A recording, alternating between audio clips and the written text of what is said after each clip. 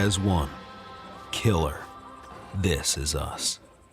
जय वीराय जगगुरु ओं ममं वपभावो भैवं भवनिभ्यो मग्गानुसार्या इट्टफल सिद्धि लोक वृद्धिच्चाओ गुरुजन पुआ प्रत्यकरणं च सुहो गुरुजोगो तब्वयन सेवना आभव मखंडा।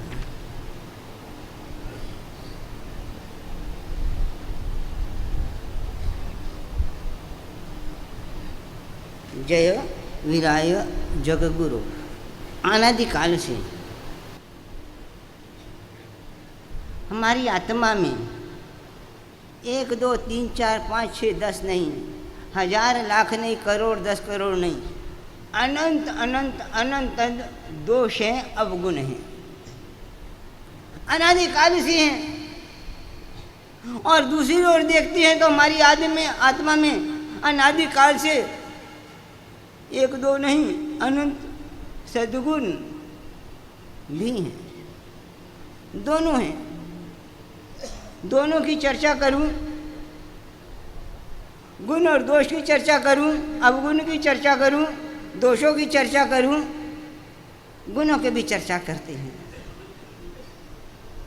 अनंत दोष हैं, अनादिकालीन हैं, गुण भी अनंत छिपे हुए हैं। अनंत अनंत दोष होते हुए भी सबसे बड़ा दोष कौन सा है और सबसे बड़ा गुण कौन सा है? अनंत दोष है। हे प्रभु शु कहूँ दीनानाथ दयाल, हूँ तो दोष अनंत तू भाजन शु करुणाल। अनंत दोष का भाजन हूँ मैं परमात्मन, एक दोष नहीं। शु कहूँ अनंत दोष नु भाजन छू, अनंत दोष का भाजन हूँ। आत्मा अनंत दोषों का भाजन है। तुम्हारी और मेरी दोनों की आत्मा की बात कर रहा हूँ। इससे पहले एक बात पूछूं, आपको अपनी आत्मा को कोई दोष दिखाई देता है? दिखाई देता तो कौन सा दिखाई देता है?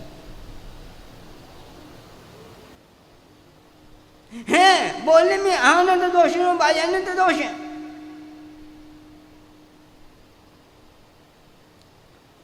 रत्नाकर 25 के रचनाकार रत्नाकर सूरी जी ने आत्मनिंदा आत्मग्रह करते हुए एक पद बनाए हैं। बनाए नहीं है, सच कहूं उन्होंने रचना की नहीं है। उनके दोषों का ऐसा वेदन हुआ कि अंदर से भाव प्रकट हुए। रचना की नहीं है। हमारे हिसाब से उन्होंने रचना किया, उनके हिसाब से उन्होंने रचना नहीं की। अपने भावों को जो अंदर में वेदन हुआ, जो प्रतीत हुआ, जो अपनी आत्मा में उतने भाव देखे, वो उनके मुंह से शब्द बनकर परमात्मा के सामने निकल गए। और क्या है? अनंत दोष। बहुत से दोषों की चर्चा की है। वैराग्य रंग परवंचनाय धर्मोपदेशो जनरंजनाय वादाय विद्या जनम च मुहूर्त। कितने दोष कहे हैं। परापवादन मुखम सदोषम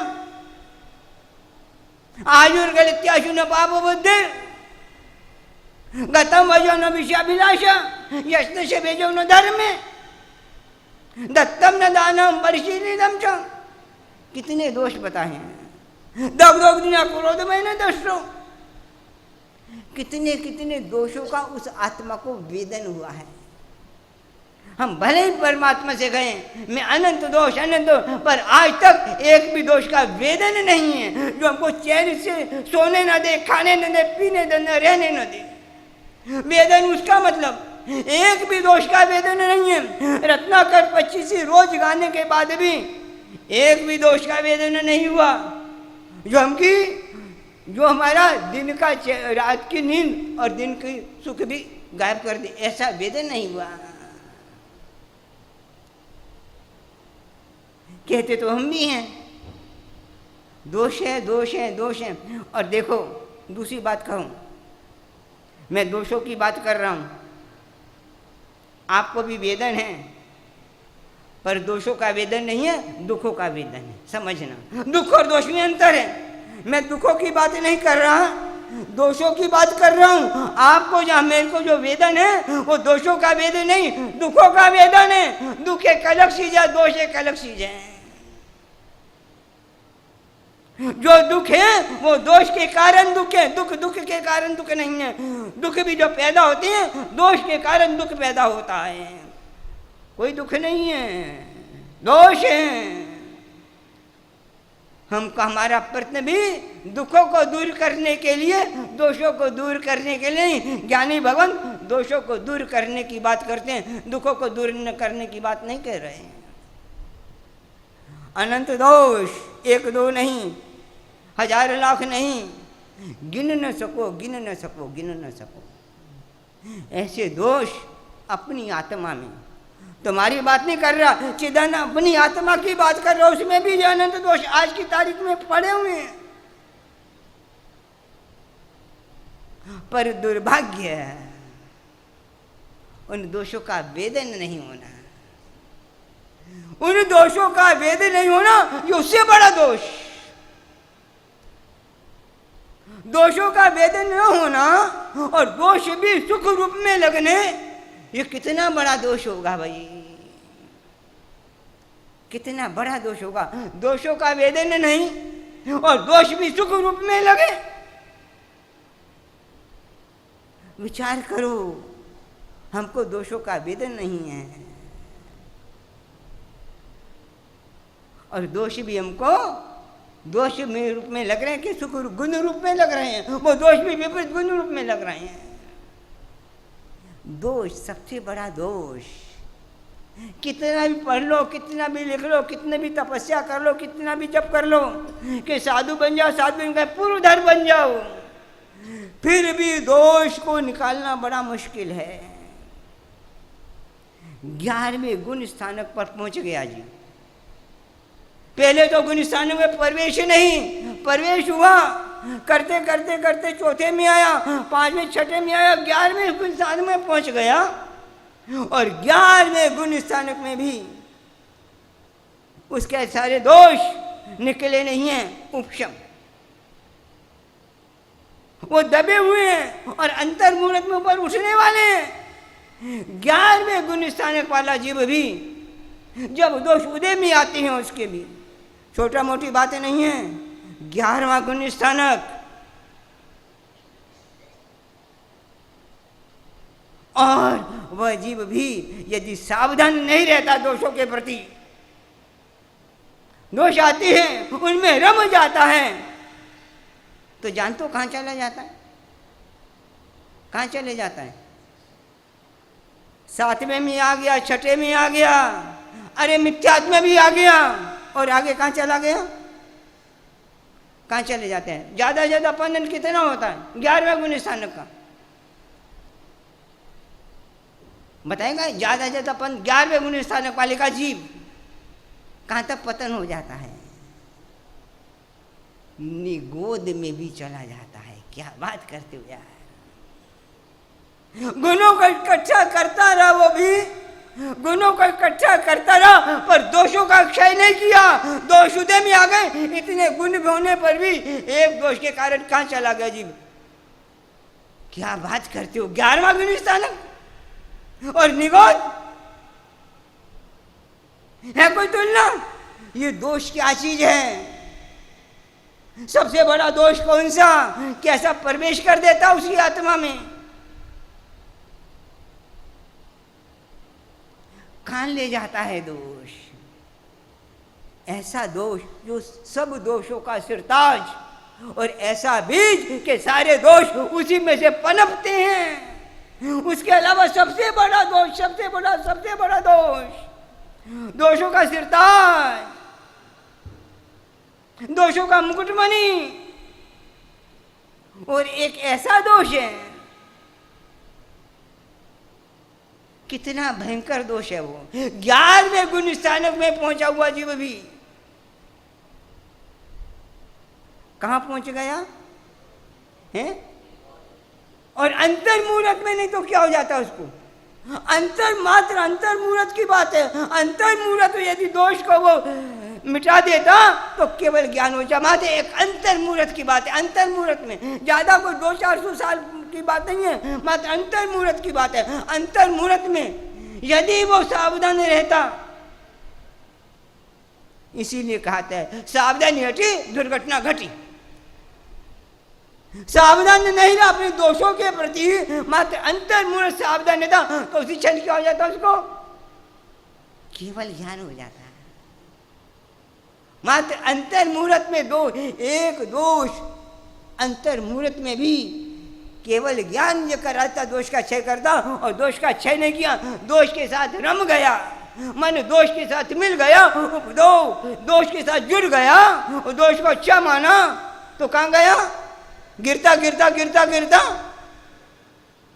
कहाँ गया, निगोद में गया। चलो मैं पूछता हूं, निगोद में क्यों गया, नरक में क्यों नहीं गया? कौन सा दोष निगोद में ले जाता है, कौन सा दोष नरक में ले जाता है, समझना। गया है कैसा दोष, एक अपेक्षा से नरक अच्छी के निगोद अच्छा? विचार करो। और वो दोष उसको नरक में नहीं लेके गया, क्यों नहीं लेके गया, क्या कारण था? कौन सा दोष नरक में लेके जाता है, कौन सा दोष तिर्यंश गति में लेके जाता है, और कौन सा दोष निगोद में लेके जाता है?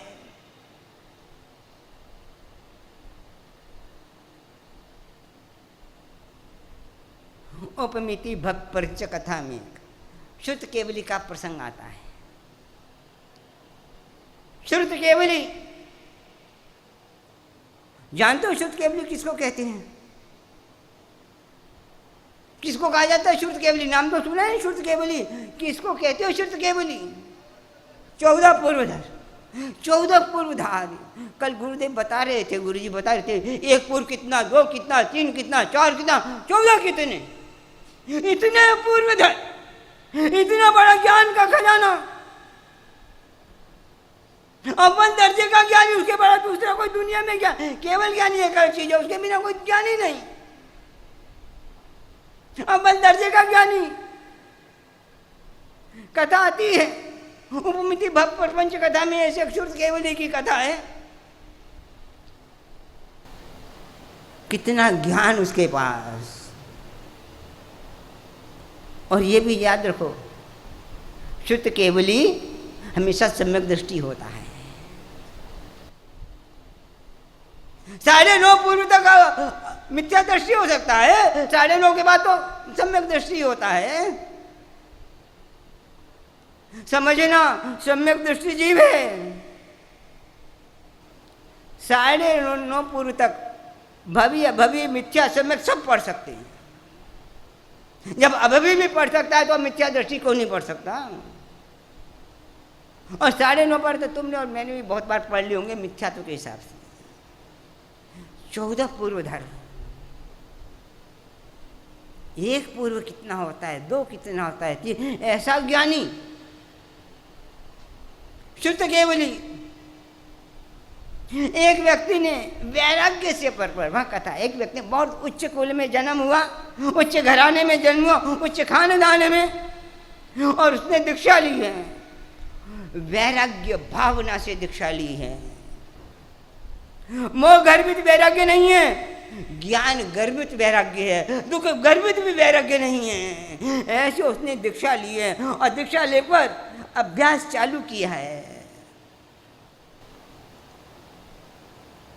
कहाँ तक पहुंच गया, पूर्वधर बन गया, शुद्ध केवली बन गया, 14 पूर्वधर बन गया।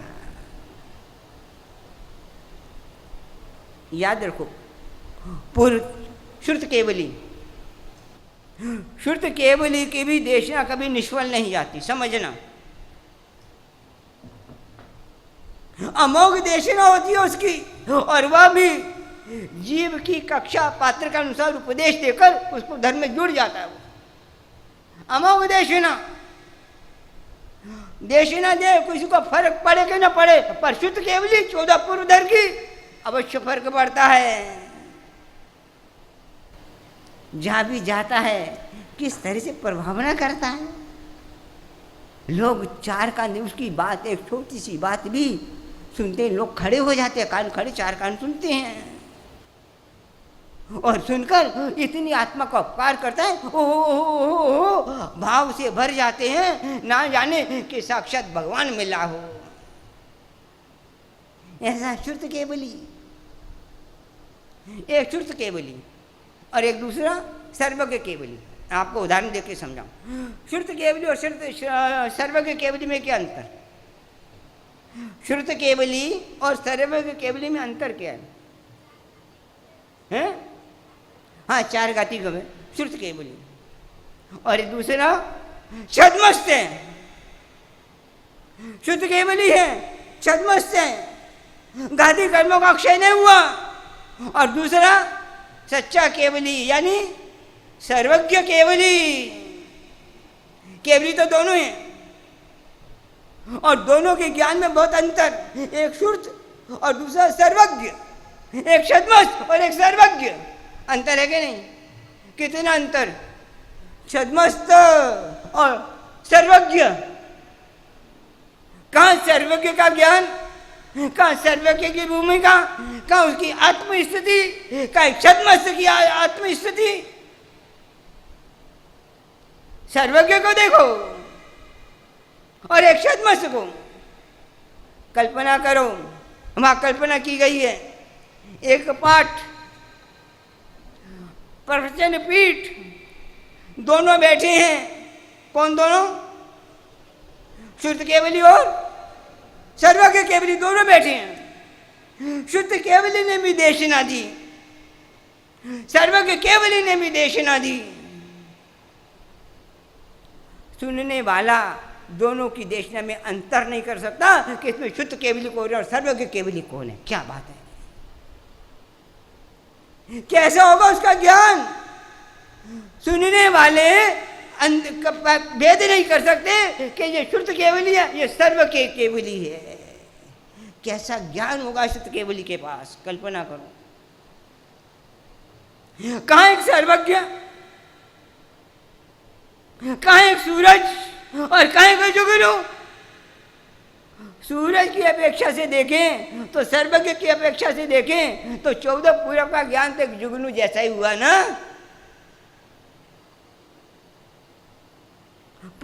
पर सुनने वाले को पता नहीं लगता, भेद ही नहीं लगता कि सर्वज्ञ की देशना है या शुद्ध केवली की देशना है। कितना बड़ा अंतर!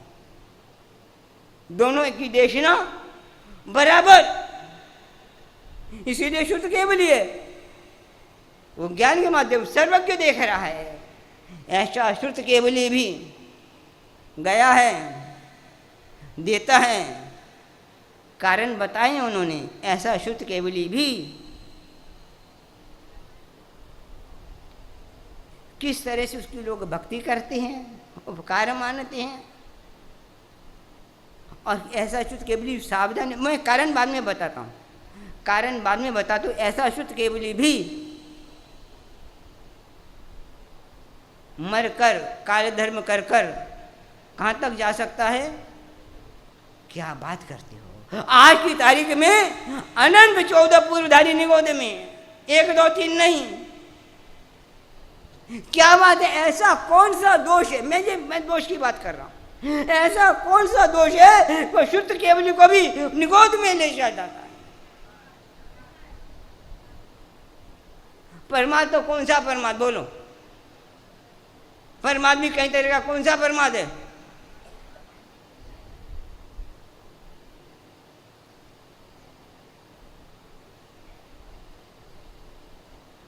परमात्मा से बड़ा कोई दोष है? हाँ हाँ, देखो तो सही। मैं दोषों की चाल बता नहीं रहा, मैं बताऊंगा। ऐसा शुद्ध केवली का भी कौन सा दोष? सबसे बड़ा दोष इसी को कहा गया है, और उस दोष के भी अनंत भेद हैं। मैं दोषों की चर्चा नहीं, मैं जय विराय जग गुरु को समझा रहा हूं, समझना।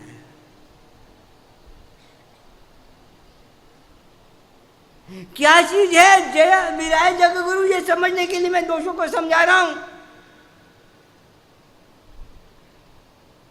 आज की तारीख में हमारे लिए न जय का मतलब है, न जय वीर का, न जग गुरु का। क्या चीज है?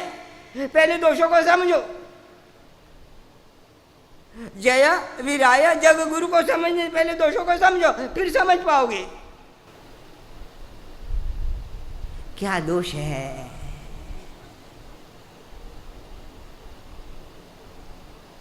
एक दूसरा प्रसंग सुनाऊंगा, फिर दोषों को समझाऊंगा किस तरह से दोष प्रवेश करता है, शुद्ध केवली को भी ले जाता है। और दोबारा कहता हूं, शुद्ध केवली भी कहाँ जाता है? ऐसा कौन सा दोष है, दोबारा कह रहा हूं, तिरंच में नहीं जाता, नरक में नहीं जाता। विचार करो, बहुत बार सुना है कि शुद्ध केवली और ज्ञान में मुताबिक कहाँ गया है? नरक में क्यों गया?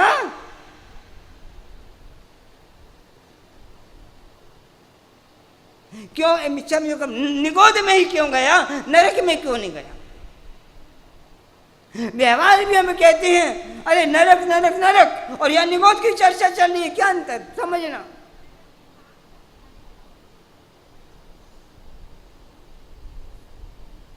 हम जो दोष का सेवन कर रहे हैं वो तिरंज गति का है, नरक गति का है कि निगोद में लेके जाने वाला, समझना अंतर है। वीतराग तो बहुत ऊंची चीज है। किस तरह से?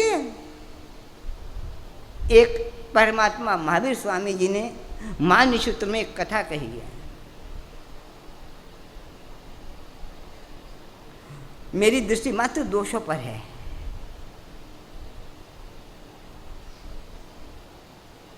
फिर दोषों को निकालने की पद्धति आएगी।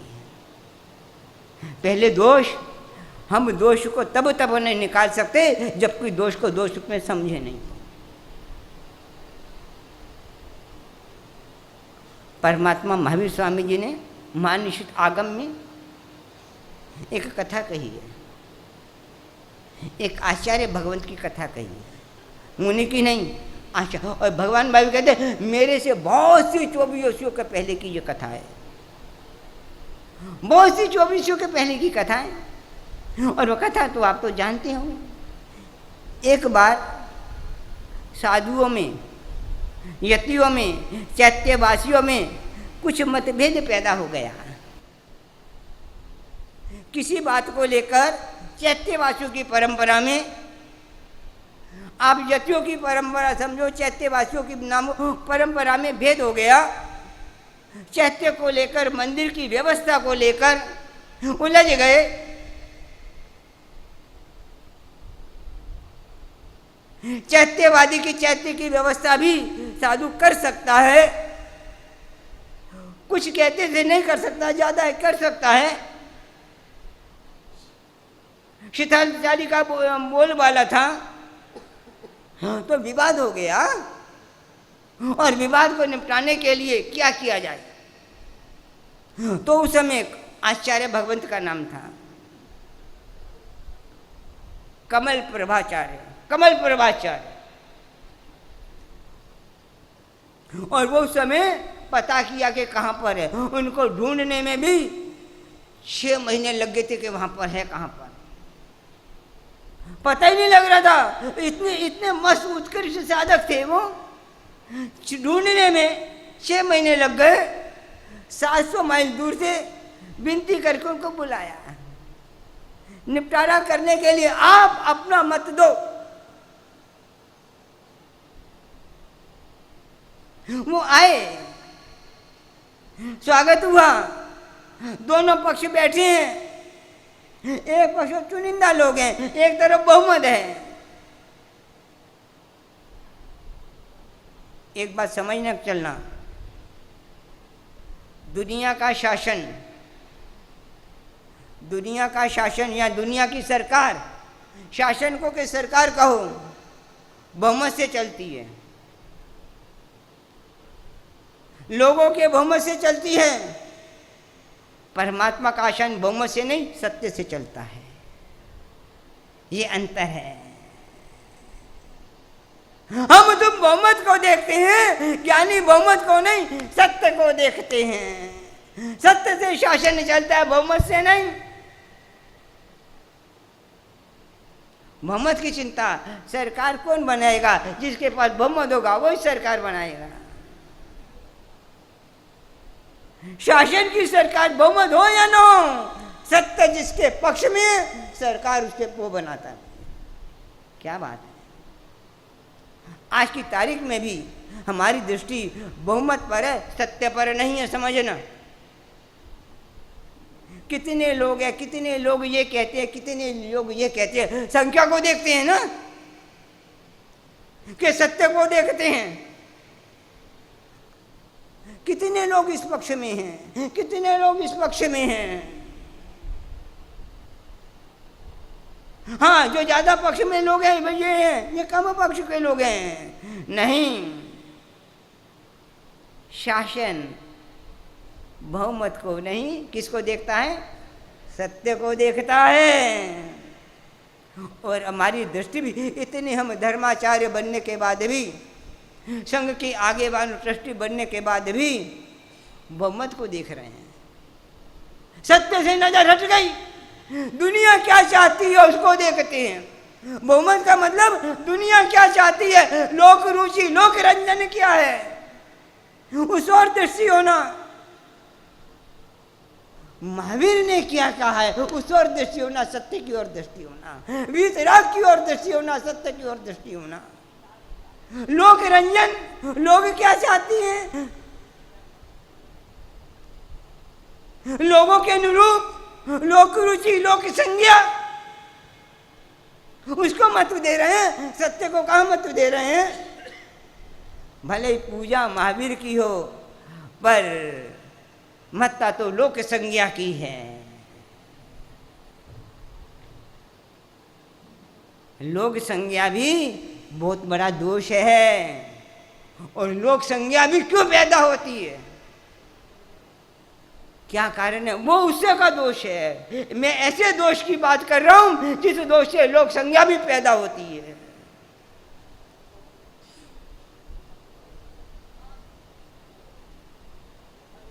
निर्णय दिया उन्होंने, देखा नहीं, पक्ष की बातें सुनकर वीतराग की परिपूर्णा जो कर रहे थे, सत्य परिपूर्णा करते थे जो जिन वचनों की, और उन्होंने निर्णय दे दिया कभी चैत्य व्यवस्था सुविहित गीतार्थों का काम नहीं है।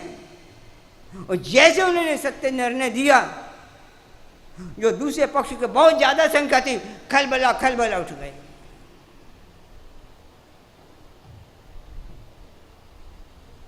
उसका विरोध करने लगे। हम भी निर्णय का विरोध करते हैं, जो निर्णय गलत होता है उसका विरोध करते हैं, कि जो हमारे विपरीत होता है उसका विरोध करते हैं।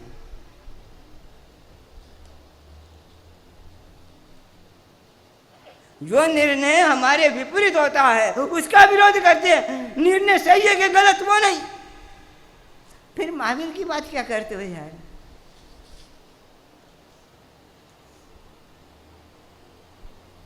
निर्णय दिया मेरे पक्ष का नहीं है इसलिए निर्णय गलत, और मेरे पक्ष का तो निर्णय सही। किसी भी संघ में विवाद हो जाए और किसी भी गुरुदेव के पास जाएं और गुरुदेव एक जो निर्णय दे दें, अरे मेरे पक्ष का निर्णय दिया तो ठीक और मेरे पक्ष का निर्णय दिया तो गुरुदेव गलत है कि नहीं? गुरुदेव कौन से अच्छे है, कौन से सही, जो मेरे पक्ष का निर्णय दें, और गलत कौन से जो मेरे पक्ष का निर्णय न दें? हकीकत है कि नहीं? ये देखो, ये दृष्टि क्या है? ये भी दोष दृष्टि है। ये दोष पड़ा आत्मा में।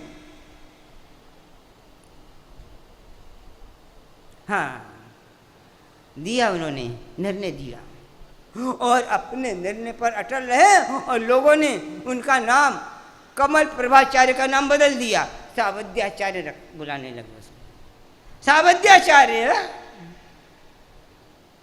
और उन्होंने सही निर्णय लेने से क्या फायदा हुआ बोलो? उस व्यक्ति ने, उस आचार्य ने महावीर वीतराग, महावीर यानी वीतराग, वीतराग की देशना के अनुसार, क्योंकि वीतराग की देशना कभी, देखो बात सुनो, ये मान के चलो वीतराग की देशना, अनंत वीतराग हो गए, अनंत होंगे तीर्थंकर, क्षेत्र के हिसाब से देखोगे, काल के हिसाब देखो, वीतराग की देशना निश्चय के अनुसार से नहीं बदलती, व्यवहार से बदलती है। देश कालानुरूप कथयन्ति तीर्थंकरा, देश और काल के अनुरूप तीर्थंकर कथयन्ति, तीर्थंकर देशना देश और काल के अनुरूप रहती है, व्यवहार की अपेक्षा से, निश्चय से एक ही देशना होती है। तुम्हारी भाषा में कहूं, महाभारत कितने, महाभारत कितने, कितने, 5।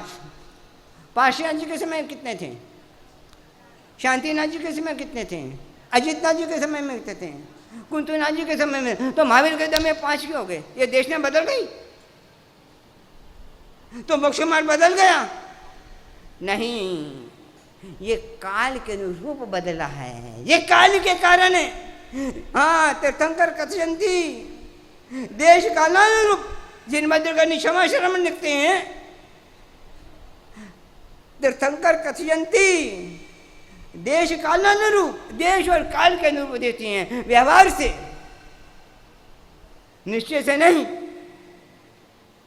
तो उसने कहा, उस कमल परमाचार्य का जो निर्णय दिया और सही सत्य निर्णय दिया, उन्होंने कहा नहीं, मैं न इस पक्ष को देखना, इस पक्ष को देखना, जो जिन वचन है मुझे उसी हिसाब से निर्णय देना है। सत्य निर्णय दिया, नाम बदल दिया, फिर भी दिग्मग नहीं हुए, तटस्थ रहे।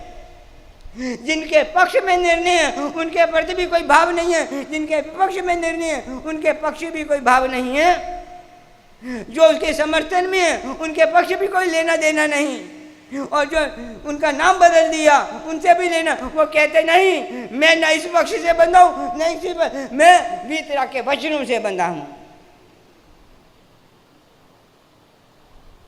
जिन वचनों से बचा हूं और प्रभु ना, मैं जिन वचनों के अनुसार करूंगा। महत्व मेरा नहीं है, क्या कहते हैं, महत्व मेरा नहीं है, महत्व जिन वचन का महत्व है। तुम क्या कहते हो, तुमसे लेना देना नहीं, मुझको जिन वचन से लेना देना है। देशना दी और इस देशना का लाभ मिला उनको उसी समय। किस तरह से उन्होंने सत्य देशना दी और सत्य देशना का फायदा क्या हुआ? उस समय से उस समय इतना पुण्य बंधन हुआ, उत्कृष्ट पुण्य, उत्कृष्ट पुण्य, छोटा मोटा नहीं, उत्कृष्ट पुण्य, यानी तीर्थंकर नाम कर्म के दल के इकट्ठी कर ली, नाम कर लिया उन्होंने, और कर्मों का इतना क्षय कर दिया कि मात्र एक भव बाकी रह गया। चाहते तो उसी भव में भी कर्मों का क्षय कर सकते हैं, इतने कर्म क्षय कर दिए उन्होंने, मात्र सत्य के साथ डटे रहने के कारण। अब कथा थोड़ी आगे चलती है। अब जो दूसरे पक्ष के लोग थे वो उनके दोष देखना चालू कर देते हैं, और एक बार एक दोष पकड़ में आ जाता है। छद्मस्तु तुम्हें आखिर, तीर्थंकर नाम कर्म का उपार्जन के छद्मस्तु तुम्हें आखिर। मैं जिस अपेक्षा से कथा कह रहे ना वो अभी बताता हूँ तुमको।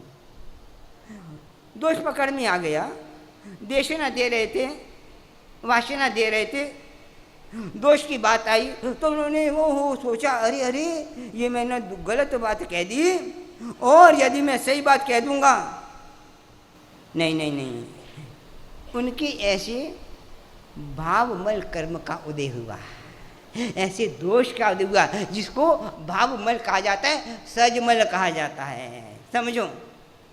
यानी इतने गुण प्रकट करने के बाद भी वो दोष का क्षय नहीं हुआ था, भी वो दोष था भी अंदर, वो सबसे बड़ा दोष दोष का क्षय नहीं किया, पुण्य का बंधन कर लिया।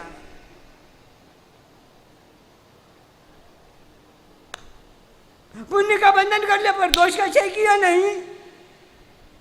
और वो दोष इस समय उदय में आ गया, और उस समय उदय में आने से उन्होंने गलत कल्पना कर दी। वो नहीं, मैं मूल चीज समझो। और गलत कल्पना, असत कल्पना, विपरीत कल्पना करने का परिणाम क्या हुआ? तीर्थंकर नाम कर्म तो जो पुण्य था वो तो चला ही गया। और कहाँ गए काल धर्म करके? हैं? एकेंद्रिय में, वनस्पति काय में। क्या बात करती हो यार।